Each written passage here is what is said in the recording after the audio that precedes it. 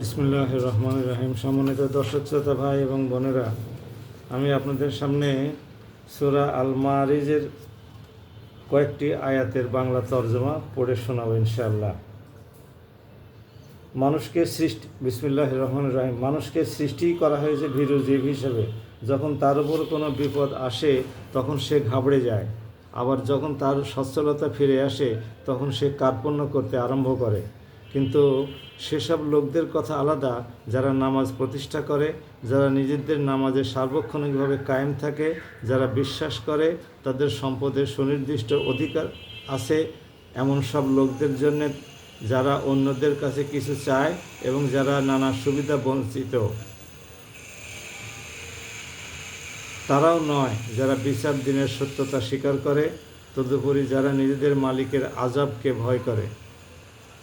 নিশ্চয়ই তাদের মালিকের আযাবের বিষয়টি নিয়ে নিশ্চিন্ত বসে থাকা যায় না।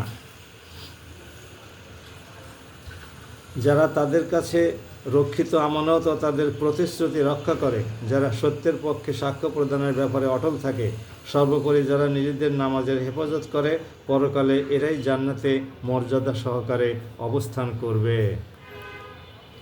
সাদাকাল্লাহুল আলিউল আজিম। সম্মানিত ভাই এবং বোনেরা, আল্লাহ রাব্বুল আলামিন কতগুলো লোকদের সম্পর্কে এই আয়াতের মধ্যে বর্ণনা করেছেন। এই সমস্ত কাজগুলো যারা করবে, আল্লাহ পাক তাদের ব্যাপারে এখনই ফয়সালা দিয়ে দিচ্ছেন যে তারা জান্নাতে অসীম নিয়ামতের সম্মুখীন হবে এবং আল্লাহর করুণার অন্তর্ভুক্ত থাকবে। আল্লাহর রহমতের ছায়ায় তারা বসবাস করতে সক্ষম হবে। আসুন আমরা মহান সৃষ্টিকর্তার কাছে যে নির্দেশনাগুলো উনি এখানে পেশ করেছেন সেই নির্দেশনাগুলো যথাসম্ভব মেনে চলার চেষ্টা করি, এবং যদি কোনো নির্দেশনা মানতে আমাদের অপারগতা সৃষ্টি হয় বা কোনোভাবে ব্যর্থ হই সর্বাত্মক প্রচেষ্টা চালানো সত্ত্বেও, তাহলে সেই জন্য মহান রাব্বুল আলামিনের কাছে ক্ষমা প্রার্থনা করি। স্বেচ্ছায় কোনো অপরাধ প্রবণতামূলক কোনো কাজে জড়িত হয়ে না যাই, কোনো রকমের অপরাধ প্রবণ কাজে লোকজনকে উৎসাহিত না করি অথবা সমর্থন না করি।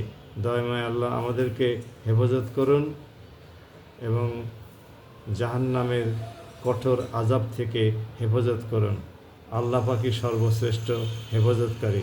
সবাই ভালো থাকুন। আসসালামু আলাইকুম ওয়া রাহমাতুল্লাহি ওয়া বারাকাতুহু।